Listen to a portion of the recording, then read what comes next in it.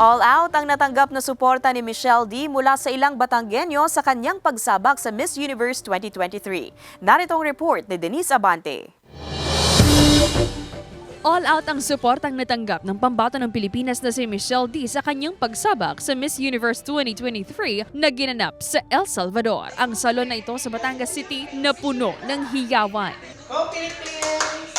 Go Philippines! I love it! Palakpakan,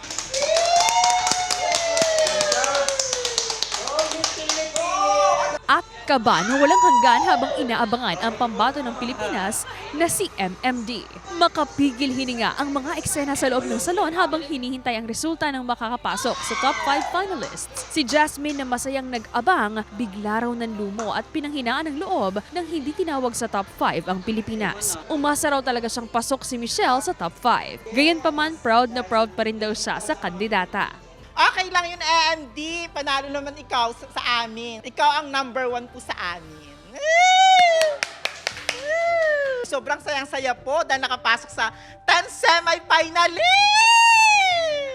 Ang mahalaga, bumalik na ulit yung pagka-semi-finalist ng Pilipino.